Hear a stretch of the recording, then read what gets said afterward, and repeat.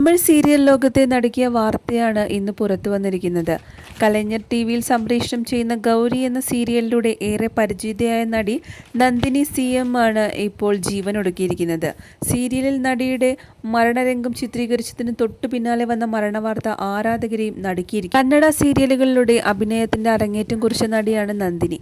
GV, ഹോവഗിഡെ പോലുള്ള സീരിയലുകളിലെ സഹതാര വേഷം ഏറെ ശ്രദ്ധ നേടിയിരുന്നു. അതിനുശേഷമാണ് തമിഴ് സീരിയലുകളിലേക്കുള്ള നടിയുടെ അരങ്ങേറ്റം. അതൊരു മികച്ച തുടക്കം തന്നെയായിരുന്നു. ഗൗരി എന്ന സീരിയലിലൂടെ വളരെ പെട്ടെന്ന് തന്നെ തമിഴ് ആരാധകരെ നേടിയെടുക്കാൻ നന്ദിനിക്ക് സാധിച്ചിട്ടുണ്ട്. ദുർഗ എന്നീ ഇരട്ട വേഷത്തിലാണ് ഗൗരി എന്ന സീരിയലിൽ നന്ദിനി അഭിനയിക്കുന്നത്. അതിലൊരു കഥാപാത്രം വിഷം കഴിച്ച് മരിക്കാൻ ശ്രമിക്കുന്ന സീൻ ചിത്രീകരിച്ചതിന് പിന്നാലെയാണ് നടിയുടെ മരണവും സംഭവിച്ചിരിക്കുന്നത്.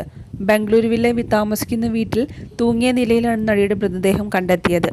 മരണകാരണം വ്യക്തമല്ല. സീരിയലിലും മരണരംഗം ചിത്രീകരിച്ചതുകൊണ്ട് ആദ്യം നടിയുടെ മരണവാർത്ത വന്ന സമയത്ത് അത് സീരിയൽ പ്രമോഷന്റെ ഭാഗമാണെന്ന് പലരും തെറ്റിദ്ധരിച്ചിരുന്നു. എന്നാൽ പിന്നീടാണ് ഔദ്യോഗിക സ്ഥിരീകരണം വന്നത്. വിവരമറിഞ്ഞ ആരാധകർക്ക് ഞെട്ടലാണ്. ഇത്ര ചെറുപ്രായത്തിൽ എന്തിനിത് ചെയ്തു എന്നാണ് അവരുടെ ചോദ്യം. ആരാധകരും സഹപ്രവർത്തകരും നടിക്ക് ആദരാഞ്ജലികൾ അർപ്പിച്ച് സോഷ്യൽ മീഡിയയിലെത്തി. തമിഴ് സീരിയൽ ലോകത്ത് സമീപകാലത്തായി മരണസംഭവങ്ങൾ തുടർന്നു വരികയാണ്. 2 ആഴ്ച മുൻപാണ് സിറകടിക്ക ആസ എന്ന സീരിയലിലെ നടി രാജേശ്വരിയും ഇതുപോലെ ആത്മഹത്യ ചെയ്തത്. 39 വയസ്സായിരുന്നു പ്രായം. പാണ്ഡ്യൻ സ്റ്റോർ എന്ന സീരിയലിലൂടെ ശ്രദ്ധേയായ നടി ചിത്രയുടെ ആത്മഹത്യയും തമിഴ് സീരിയൽ ലോകത്തെ നടുക്കിയിരുന്നു. പ്രശസ്ത സീരിയൽ നടി CM നന്ദിനിയെ ജീവനൊടുക്കിയ നിലയിൽ കണ്ടെത്തി.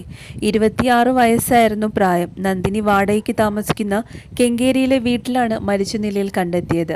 മുറിയിൽ നിന്ന് ആത്മഹത്യാക്കുറിപ്പ് കണ്ടെത്തിയതായി പോലീസ് പറഞ്ഞു. വ്യക്തിപരമായ പ്രശ്നങ്ങളും വിഷാദാവസ്ഥയും തന്നെ അലട്ടുന്നുവെന്നാണ് ആത്മഹത്യാക്കുറിപ്പിൽ പറഞ്ഞിരിക്കുന്നത്.